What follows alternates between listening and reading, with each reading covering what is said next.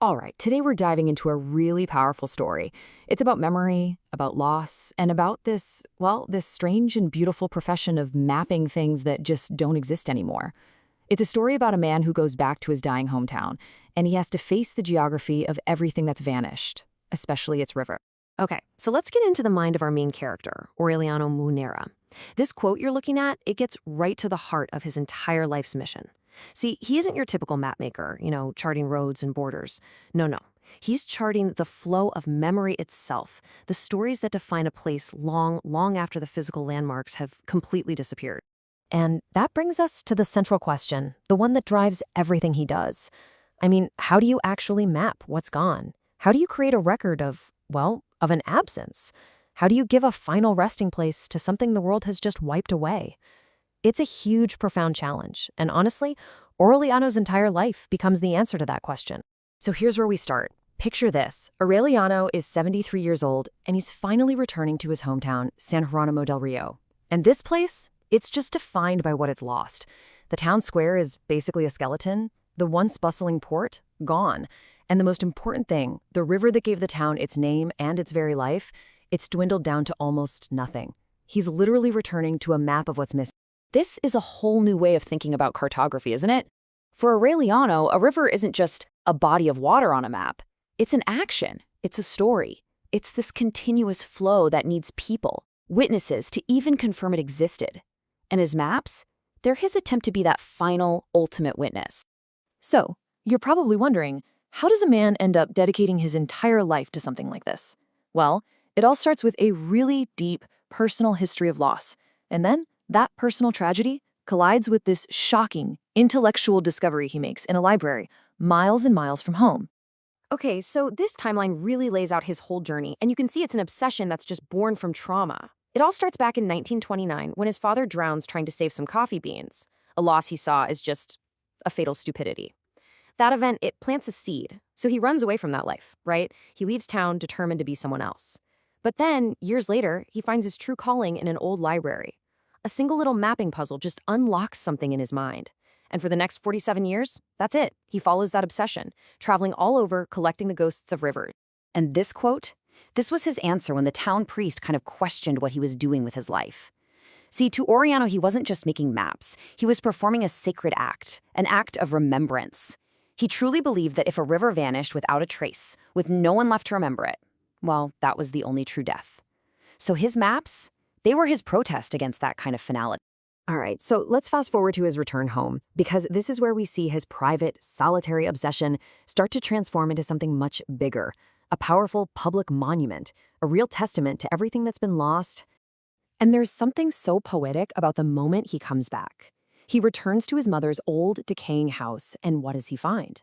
The walls are covered in water stains that look exactly like the river deltas he spent his entire life documenting. It's incredible. The house itself has become a map of decay and water. It's not just a shelter anymore. It's a canvas, just waiting for him to begin his real work. So then he starts this incredible ritual. He makes a simple paste from flour and water, and he begins to turn this collapsing, decaying house into a kind of sacred archive.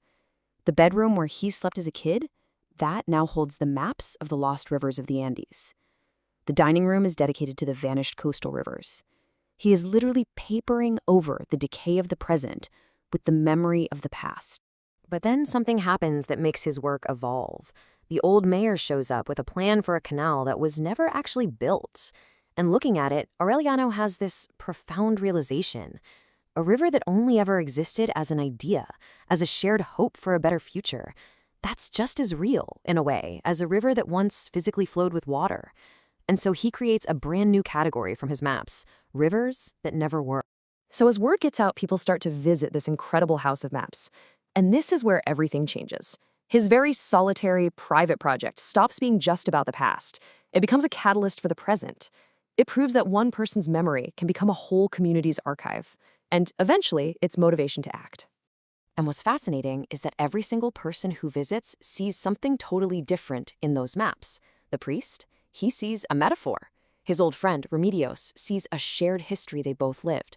A journalist named Clarita sees a powerful story that needs to be told. Then a hydrologist comes, and he sees hard data, proof that these rivers didn't just vanish, they were killed by mining and neglect. And finally, a young lawyer shows up, and she sees the foundation for a legal battle. And this quote from his friend Remedios, this is really the turning point. She just nails it. She gives him this incredible insight. His maps aren't just for the dead rivers. They're for the living people who are grieving what's gone. The maps are witnesses. And by witnessing that grief, by acknowledging it, that's how you create the possibility for real change. So this brings us to the absolutely incredible climax of his life's work. His Museum of Vanished Waters becomes the beating heart of a legal battle that is aiming to do something that sounds impossible, to bring a river back to life. Okay, so this environmental lawyer, Marianela Soto, she takes Aureliano's maps and uses them as the key evidence in a truly landmark case. And get this, they don't just sue the mining companies. They actually sue on behalf of the river itself. And in a historic, groundbreaking verdict, the judge agrees. The river is declared to have a right to exist, and that right has been violated. Sadly, Aureliano doesn't live long enough to see the water actually run clear again in his hometown. But he dies peacefully, just 3 days after hearing about the victory. He dies knowing that the river's restoration is now legally required, that a future for it is finally possible. And his last words, they aren't about the past or about his own death. They're about the life that's now coming back. He just says, the rivers are flowing.